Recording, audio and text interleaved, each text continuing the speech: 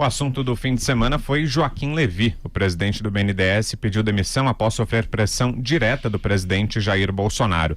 No sábado, em agenda no Rio de Janeiro, Bolsonaro chegou a dizer que Levy estava com a cabeça a prêmio há algum tempo. O clima teria piorado depois da intenção de Levy em nomear um executivo chamado Marcos Barbosa Pinto, que trabalhou na gestão petista. A gente separou aqui um trecho da fala do presidente Jair Bolsonaro. Eu já tô por aqui com o Levy. Falei pra ele, demita esse cara segunda-feira ou eu demito você sem passar pelo Paulo Guedes. Aí a fala do presidente Jair Bolsonaro. A gente vai a Brasília agora. José Maria Trindade, já apostos por lá. É uma batata quente essa presidência do BNDES, hein, Zé? Bom dia. Pois é, muito bom dia, Vitor. Bom dia a todos. Olha, Vitor, Marcos Barbosa é um senhor desconhecido do mundo político, mas a demissão dele e o que ocasionou essa demissão de Joaquim Levy acabou assustando pelo método e o critério usado pelo presidente Jair Bolsonaro no Congresso Nacional. Houve reações de líderes dizendo que não era o momento de se fazer uma confusão assim, exatamente quando o Congresso Nacional discute e vai votar a reforma da Previdência.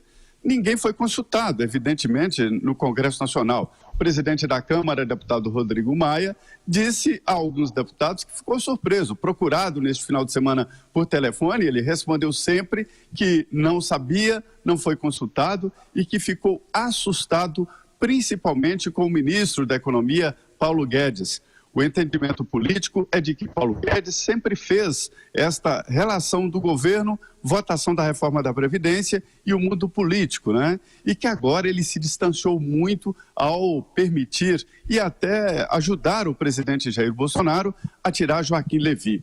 Esse debate todo sobre a saída de Joaquim Levy não é realmente administrativo, mas político. É porque quando se forma um governo, imediatamente líderes dos partidos e o Congresso Nacional tenta se moldar a esta nova gestão. E Joaquim Levy e Paulo Guedes já estão ali no molde político, em entendimento com vários setores do Congresso Nacional. E isso, naturalmente desfeito, é preciso reorganizar e demanda tempo e trabalho político. Esta foi a reação.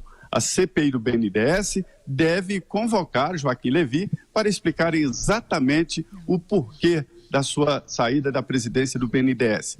É que desconfiam que existe no governo, e o próprio presidente Jair Bolsonaro já citou isso publicamente, uma disputa entre abrir o BNDES e seus empréstimos contra um grupo que não quer. Há um grupo que realmente entende que isto é segredo, que isto é sigilo e que não pode ser aberto desta forma. Mas outro grupo não, quer mostrar todos os empréstimos a grandes empresas e principalmente o tal financiamento de obras no exterior, principalmente Cuba e Venezuela. É isso aí, a disputa e o questionamento. Tem uma coisa aí que chama muito a atenção, meu caro Zé Maria, que é a predisposição do presidente da República de reagir sempre que apertam o seu calo ideológico, né? Dias antes de praticamente demitir em praça pública o Joaquim Levy, ele tinha exonerado o general Santos Cruz, que é um general com quem ele mantinha uma amizade de 30 anos e, basicamente, o general rodou por duas razões. Primeiro, que ele se desentendeu com o polemista Olavo de Carvalho, que, desde a Virgínia, nos Estados Unidos, fica puxando as cordinhas de personagens do governo Jair Bolsonaro, provocando atritos. Em segundo lugar, ele teve também problemas com Carlos Bolsonaro, que quer interferir na área de comunicação, e o Santos Cruz criava problemas para que isso ocorresse. Então, pelo que se observa, ninguém está a salvo quando a questão ideológica está em jogo. Nem um general, amigo de 30 anos do presidente, nem Joaquim Levy, presidente do BNDES, um órgão central, e havia, evidentemente, problemas, depois se verificou com o próprio Paulo Guedes, críticas que ele vinha fazendo à gestão do Levy, mas foi uma gota d'água ali a nomeação de um ex-auxiliar dos governos petistas que levou a essa execração pública. O curioso é que o próprio Levy foi secretário do Tesouro do governo Lula e ministro da Fazenda do governo Dilma. Quer dizer, não há muita lógica e fica claro que sempre que o calo ideológico for apertado, o Bolsonaro reagirá assim, de forma intempestiva.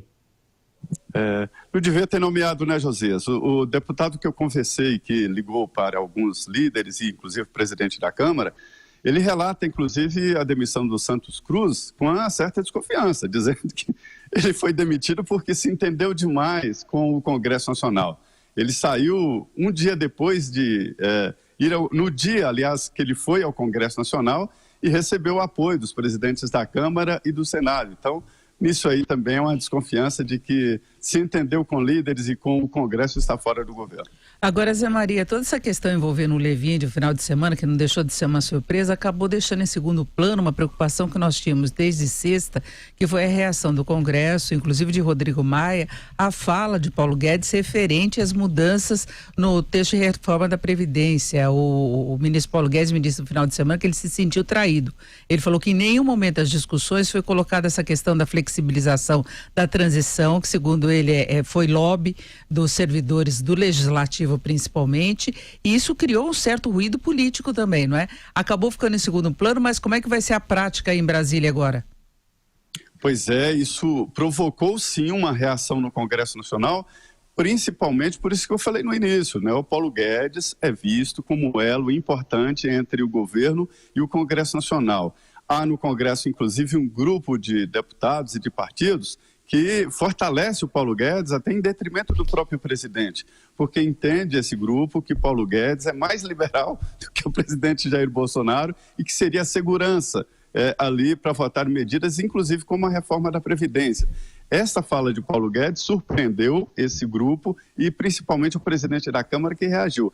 É preciso agora refazer laços, tanto com Paulo Guedes como a gestão política do governo, que é a Segov, né? A Secretaria de Governo, com agora um general da ativa no comando. Ô Zé, saindo da seara econômica, indo para a política, mas também tratando de um tema que vai ser candente ainda nessa semana, está previsto para depois de amanhã o depoimento do ministro Sérgio Moro no Senado a respeito dos vazamentos aí de conversas entre ele e integrantes da Lava Jato. O clima é de apoio ao ministro preponderante no Senado, ou você acha que ele pode ser ali encurralado pela oposição, pode enfrentar maus momentos e principalmente com a possibilidade que sempre existe, uma vez que o site da Intercept Brasil decidiu soltar esse material a conta-gotas, de que saia alguma coisa ainda antes da ida do ministro à comissão, né? O governo colocou esse assunto assim no modo avião, aguardando que uma semana depois, né, o ministro Paulo Guedes